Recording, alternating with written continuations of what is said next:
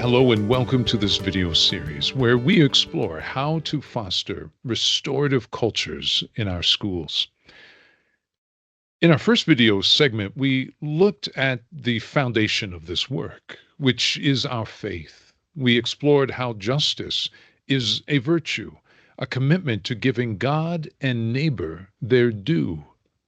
God deserving all our praise and honor, while neighbors deserving to be treated with dignity and lead a fulfilling life and have the opportunity to be reconciled with God for eternity.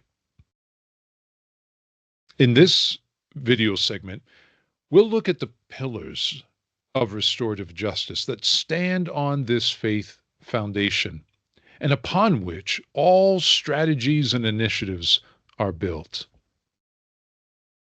The first pillar. We are called to value the relationships we have with all stakeholders in our learning communities. The second pillar is that we approach discipline as teaching moments to educate our children on the expectations of positive behavior. The third pillar is that we level support with accountability. One of the most well-known and oft-quoted maxims in restorative justice was first spoken by Ted Wachtel, founder of the International Institute of Restorative Practices. He was often heard saying this: people are happier, more cooperative and productive, and more likely to make positive changes when those in positions of authority do things with them rather than to them or for them. In your resource material, you will see a diagram labeled Learning Support Window that illustrates what Ted Wachtel is describing here. For every expectation that we set before students, we need to give them the same level of support. We understand this in a curricular setting where we give them a difficult math problem, or a challenging task in phys ed, or a complicated piece of music. We scaffold our teaching in order for every child to reach success. In the context of restorative justice, we treat behavior no differently than any other kind of learned activity on the part of children. The last two pillars are often the most challenging for educators to adjust to because they really do run counter to how we've been trained to approach student discipline in our current system. The fourth pillar calls us to take a community-based approach to supporting student behavior. Now, as administrators, we might feel a little uneasy inviting parents or any community member into a process that up till now has always been treated in a confidential matter. In an upcoming video segment, we're going to take a careful look at how we can effectively invite parents and wider community members into a restorative process in our schools. The fifth pillar, or guiding principle, orients us to logical consequences of student actions. What do we mean by that? Well, what we don't want to rely on is arbitrary decisions being made about what punishment is suitable for different situations.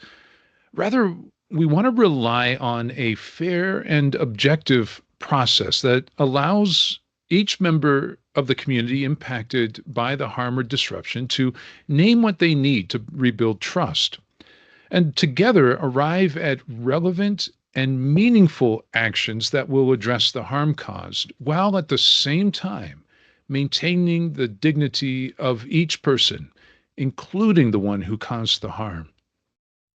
Restorative justice is not about determining what punishment a student deserves.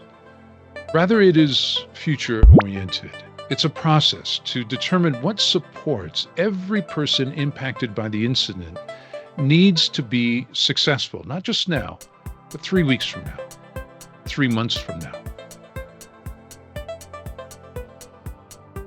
Recently, a team of educators in one of our schools here in the district decided to put these principles into practice in the midst of a very challenging situation they were facing with a group of junior high students.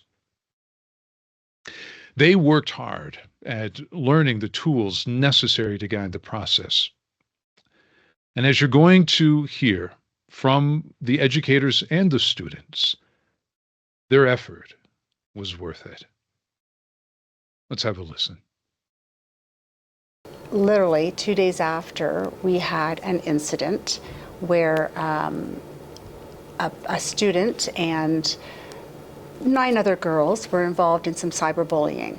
And it was brought to our attention from the parents and more family members who descended into my office with the student. And it was quite a thing when you have 10 girls, 9 girls, bullying another girl. And she was suffering from, depression and isolation, loneliness, and even suicidal ideation. So together as a team with my principal, Liz Girl, we decided that this is the perfect opportunity to try restorative justice instead of suspending 9 people all at once, right? Which I think before that would have been the automatic response. We thought that this was a better chance for healing to happen, for there to be some emotional repair, and it was fantastic. Yeah. I agree. It was a wonderful experience from, a teacher, counselor perspective. The girls were hesitant. They really didn't understand what it would look like. But, they were willing to try because, it's the unknown, but they were willing to try, and we had support from the parents in doing this. It was the after that was so powerful. Well, the during, but the after, where the girls were like, this was so much better than just getting suspended. I learned so much from this. I understand the impact that I had in the whole event, and I won't do this again because now I get it. And they were thanking us for not suspending them, for giving them this opportunity. I felt like at first I couldn't trust teachers, but after the situation and you called me in and you were able to ask me questions, get how I felt like if there's a situation, you didn't take it with anger, you took it with understanding. So it helped me trust teachers and you principals even more. So it helped me grow my communication and connection with you. It helped me to really start understanding where I went wrong and how they helped me a lot. They helped me by she helped me by talking it out, and helping us know that there's another way to do it other than suspension, other than getting in trouble. There's we can fix things, and that there's not always a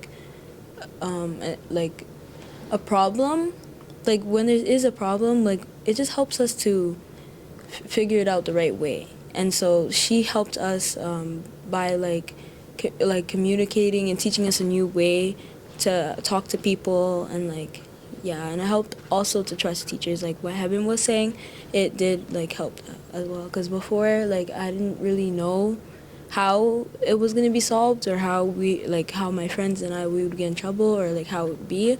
But I feel this way really helps people to regrow their friendship and be nice, be kind to each other more. Well, it's a statement to how well this process works. It's a statement to how effective it has been to helping fix the climate and culture in our school, right? Yeah, because you are the role models for the littles, right? Yeah. And the younger ones. And if they see you working it out and treating others with respect, and they're going to do the same. Yeah. I'm really proud of you. Thank you.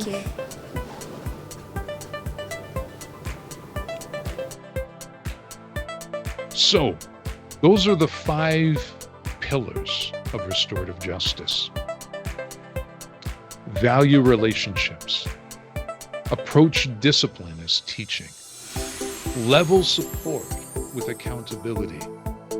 Provide a community-based process. And consequences should be logical. You know, in the day-to-day, we'll find ourselves trying various strategies and tools based on the situations we're in. But our faith foundation and these 5 pillars, they remain the firm building blocks that support our work. In the upcoming video segments, we're going to explore different strategies and tools that will help us build a restorative culture that rests on these pillars.